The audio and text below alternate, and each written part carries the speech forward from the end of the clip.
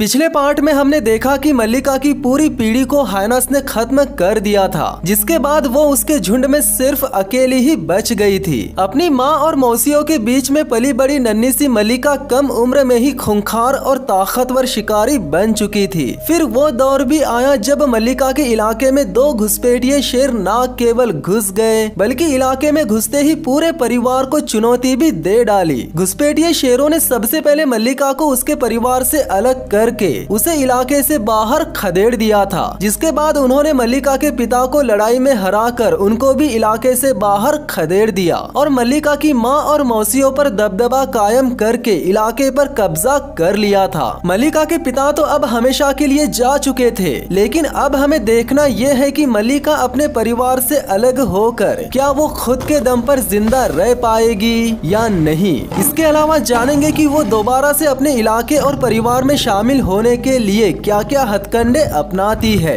Guys, video को like करके channel को सब्सक्राइब कर लीजिए, साथ ही साथ बेल आइकन को भी दबा दीजिए। नमस्कार दोस्तों, मेरा नाम है विकी पाटिल और स्वागत है आपका फैक्ट लिमिटेड चैनल पर। गाइस, वीडियो शुरू करने से पहले मैं आप लोगों से एक बात कहना चाहता हूं कि आपको इस वीडियो की कहानी तभी समझ में आएगी जब आपने इस वीडियो का पहला पार्ट देख लिया होगा। अगर आपने इस वीडियो का पहला पार्ट नहीं देखा है तो लिंक कमेंट बॉक्स में और डिस्क्रिप्शन में डाल रखी है, आप पहला पार्ट जरूर देख लीजिए। तो चलिए बढ़ाते हैं कहानी को आगे। झुंड से निकाल दिए जाने के बाद मल्लिका खतरों से घिर चुकी थी। आमतौर पर होता यह है कि जब कभी भी शेरों के परिवार में नर शेर जवान हो जाते हैं तो उन्हें झुंड से निकाल दिया जाता है और वे कुछ महीनों तक बंजारों वाली जिंदगी जीकर किसी दूसरे लायन प्राइड पर कब्जा करके अपनी नई जिंदगी जीना भी शुरू कर देते हैं। लेकिन यहाँ फीमेल लायनेस के मामले में ऐसा नहीं होता। वे जन्म से लेकर मौत आने तक अपनी पूरी जिंदगी उसी परिवार में बिता देती है जिस परिवार में वे जन्म लेते हैं। लेकिन यहाँ सब कुछ उल्टा हो चुका है। जिस शेरनी को उसकी माँ और मौसियों के साथ होना चाहिए था उसे ही परिवार से निकाल दिया गया है।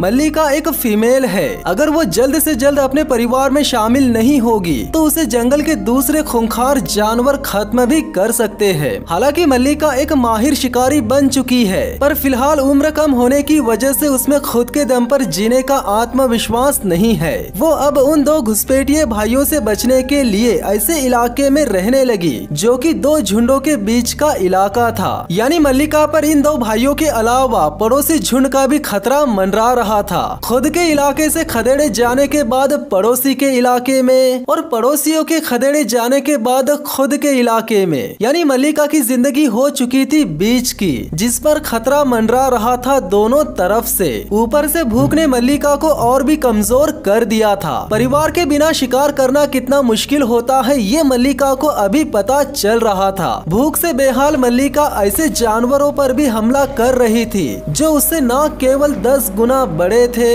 बल्कि उसकी जान लेने में भी सक्षम थे। काफी प्रयास करने के बाद भी जब मल्लिका के हाथ एक भी शिकार नहीं लगा तो उसने आसमान में उड़ रहे मुर्दाखोरों को ट्रैक करना शुरू कर दिया जो कि किसी न किसी जानवर की लाश तक पहुंचने का जरिया बनते हैं। और हुआ भी कुछ ऐसा ही। आसमान में उड़ रहे गिद्धों ने उसे एक मरे हुए जिराफ के कंकाल के पास पहुंचा दिया था, जहां लकड़बग्घे पहले से ही बचे कुचे मांस के टुकड़ों के लिए भी छीना झपटी कर रहे थे। लकड़बग्घों का ये वही झुंड था जिन्होंने मल्लिका के 5 भाई बहनों को मार डाला था। लेकिन इस वक्त मल्लिका खुद खाने के लिए तरस रही थी तो वो बदला कहां से लेगी। सबके रफा दफा होने तक वो दूर ही खड़ी रही। कुछ देर बाद जब सब चले गए तब मल्लिका ने जाकर बचे कुचे से ही काम चला लिया। मल्लिका के पास अपने परिवार में शामिल होने के अलावा दूसरा कोई ऑप्शन नहीं था, इसीलिए वो ज्यादातर अपने परिवार के आसपास में ही रहा करती थी। इतने आसपास कि वो अपने परिवार को दूर से देख भी सके और उन 2 घुसपैठियों से बचकर भी रह सके। ऐसे ही एक दिन जब मल्लिका उसके परिवार के आसपास में ही थी तब उसकी माँ हिम्मत करके न केवल मल्लिका के करीब आई बल्कि करीब आकर उसने अपनी बेटी को प्यार भी किया।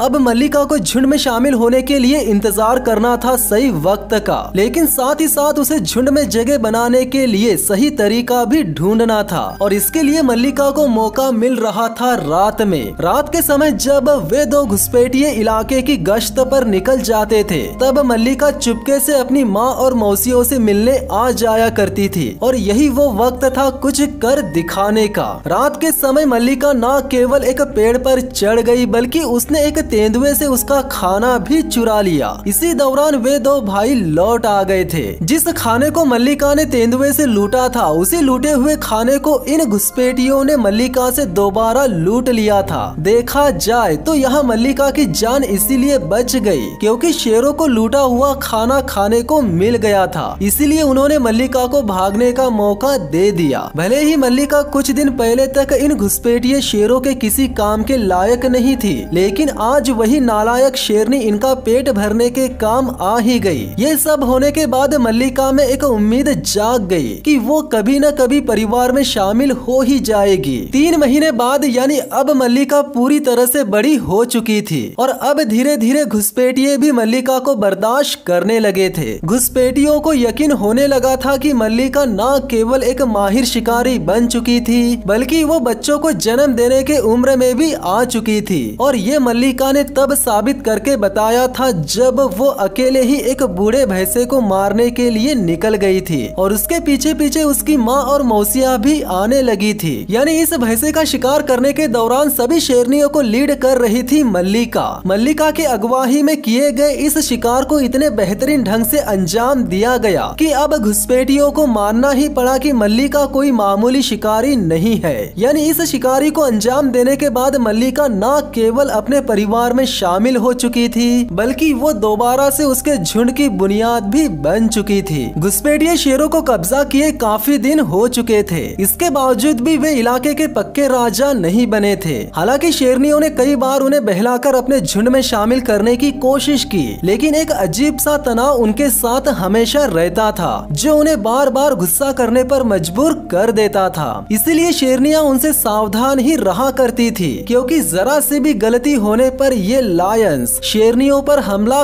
कर देते थे। ये दोनों शेर युवा तो थे लेकिन जिंदगी में लगातार हमलावर तेवर बनाए रखने की वजह से इन पर उसका असर पड़ रहा था। हालांकि शेरनियों को ये बात पता थी कि ये दो घुसपैठिए भाई ना ही ज्यादा ताकतवर थे और ना ही ये दोनों किसी काम के थे। शेरनियों को तो इंतजार था किसी बड़े ताकतवर शेर का। मल्लिका दिन पर दिन एक सबसे अच्छे शिकारी के तौर पर मशहूर होती जा रही थी और उसे खुद की काबिलियत पर नाज भी होने लगा था। इसीलिए वो इस बार न केवल अकेले ही शिकार पर निकल पड़ी बल्कि उसने अकेले ही एक जेबरा को मार भी गिराया। जेबरा की दावत उड़ाने के बाद फिर वो वक्त भी आया जिसका मल्लिका और उसके परिवार को इंतजार था। यानी एक बड़ा और बेहद ताकतवर नर शेर मल्लिका और उसके परिवार के सामने आकर खड़ा हो गया। दो घुसपैठिए भाई और ये नया शेर आ चुके थे आमने सामने। देखा जाए तो ये एक आसान मुकाबला होना चाहिए था, 2 के मुकाबले 1। लेकिन नया शेर इतना कॉन्फिडेंट लग रहा था मानो वो अकेला ही इन दो घुसपैठियों से भिड़ जाएगा, पर ऐसा नहीं हुआ। 2 घुसपैठियों में से एक घुसपैठिए ने लड़ने से पहले ही हार मान ली और दूसरा घुसपैठिया जब इस नए शेर से लड़ने गया तो इस नए शेर ने इस घुसपैठिए की इतनी बुरी तरह से धुलाई कर डाली कि दोनों भाइयों को दुम दबाकर भागना पड़ा। एक ये 2 घुसपैठिए भाई थे जो मल्लिका के इलाके में इतने दिनों तक रहने के बावजूद भी इलाके के राजा बन नहीं पाए और एक ये नया शेर है जिसने आते ही न केवल घुसपैठियों को लड़ाई में हराकर भगा दिया बल्कि सभी शेरनियों का दिल भी जीत लिया और बन गया इलाके का राजा। नया शेर विशालकाय और ताकतवर होने के साथ साथ काफी शांत भी था जो कि आगे चलकर बन गया था मल्लिका का पार्टनर। नए शेर से मेटिंग करने के बाद जब मल्लिका के पेट में बच्चे पल रहे थे तब उसकी मदद के लिए न केवल उसकी माँ और मौसिया थी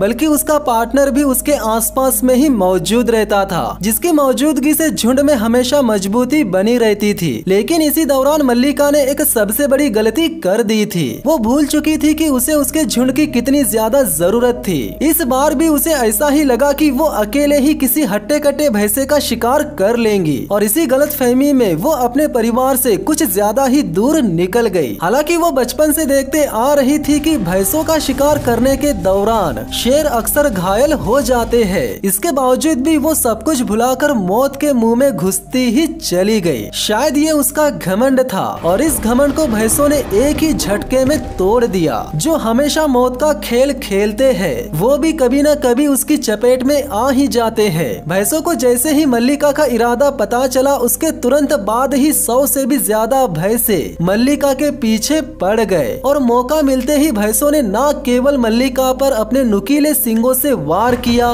बल्कि उसे उठाकर फेंक भी दिया, जिसके बाद वो कई घंटों तक एक ही जगह पर असहाय और जख्मी हालत में पड़ी रही। दूर दूर तक उसकी मदद के लिए कोई भी मौजूद नहीं था। आसमान में मंडरा रहे मुर्दाखोर भी उसके मरने का इंतजार करने लगे थे, क्योंकि गिद्धों को पता चल चुका था कि कुछ ही देर में ये शेरनी मरने वाली है, और वास्तव में ऐसा ही होने वाला था। लेकिन यहाँ सबसे ज्यादा दुख की बात ये भी थी कि मल्लिका के पेट में पल रहे थे बच्चे। अगर वो हिम्मत करके यहाँ से नहीं उठी तो उसके साथ साथ उसकी आने वाली पीढ़ी भी खत्म हो जाएगी, और मरने से पहले उसे यही चिंता सता रही थी। गिद्ध आसमान से नीचे उतर चुके थे, हाइनस भी उसके करीब आ चुके थे, और मल्लिका जान चुकी थी कि यहाँ सवाल केवल उसकी अकेले की जिंदगी का नहीं है, बल्कि उसकी आने वाली पीढ़ी का भी है। जिसके बाद उसने न केवल हिम्मत जुटाकर पूरी ताकत के साथ उठने की कोशिश की, बल्कि लंगड़ाते हुए पानी के पास भी पहुंच गई। हालांकि उसने ये तो जता दिया था कि उसमें हिम्मत अभी भी है, लेकिन असल में उसके पास उसके परिवार तक पहुंचने की ताकत बिल्कुल भी बची नहीं थी। वो दिन पर दिन दुबली होती जा रही थी, और उसे ऐसी हालत में देखकर मुर्दाखोर दोबारा से उसके आसपास मंडराने लगे थे। वो हिम्मत करके उठ तो जाती थी, लेकिन उठने के बाद 2 कदम भी चल नहीं पाती थी और गिर जाती थी। इससे पहले कि वो दम तोड़ दे, उसे दूर से एक आवाज सुनाई देने लगी।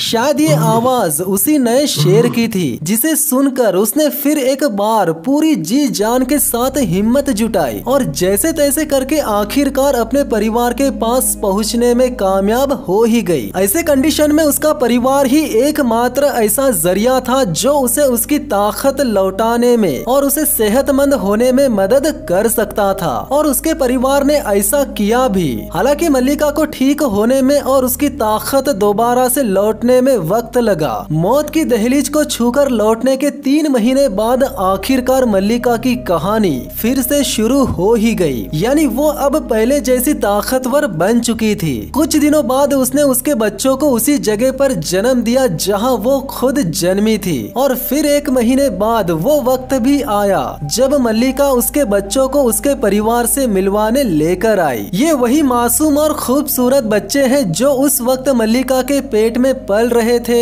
जब मल्लिका अपनी जिंदगी की बची कुची सांसें गिन रही थी। अगर उस वक्त मल्लिका हिम्मत करके उठकर अपने परिवार के पास लौटकर ना आई होती तो उसकी कहानी वही खत्म हो जाती, और ये बच्चे आज हमारे सामने यानी इस दुनिया में आते ही नहीं। अब जरा 1 मिनट के लिए सोच कर देखिए कि जिन बच्चों को इस दुनिया में आने से पहले ही इतना संघर्ष करना पड़ा, तो पैदा होने के बाद से लेकर अपना अस्तित्व बनाने तक उन बच्चों के सामने कितनी सारी चुनौतियां आएंगी, और जो बच्चे इन चुनौतियों का डटकर सामना करते हैं और सैकड़ों बार मौत का सामना करके अपने आप को जिंदा रखने में कामयाब हो जाते हैं, तब जाकर बनता है एक शेर। और इसीलिए इंसान इस खूंखार और खूबसूरत जानवर को जंगल का राजा कहते हैं। कुछ महीनों बाद परिवार में नए बच्चों के आ जाने से परिवार दिन पर दिन ताकतवर बनता जा रहा था। नया शेर मजबूती के साथ टिका रहा, और सबसे अच्छी बात ये थी कि उस नए शेर के 2 साथी भी इस परिवार में शामिल हो चुके थे। यानी अब मल्लिका के परिवार की हिफाजत कर रहे थे 3 बेहिसाब ताकत के मालिक। इधर मल्लिका चाहे दिन हो या रात, वो न केवल अपने पुराने अंदाज में आ चुकी थी, बल्कि बड़े से बड़े भैंसों को भी खत्म करने से पीछे हट नहीं रही थी। यहाँ तक कि उसने उन हाइनस को भी सबक सिखाना शुरू कर दिया था, जिन्होंने बचपन में मल्लिका के भाई बहनों को खत्म कर दिया था। इस लायन प्राइड की और एक खास बात यह है कि इन शेरनियों में कोई भी शेरनी लीडर नहीं है, बल्कि सारी की सारी रानियां हैं। तो गाइस, ये थी मल्लिका की सच्ची कहानी। वीडियो को लाइक करके चैनल को सब्सक्राइब जरूर कर लीजिए, साथ ही साथ बेल आइकन को भी दबा दीजिए। तो मिलते हैं बहुत ही जल्द नेक्स्ट वीडियो में, तब तक के लिए धन्यवाद।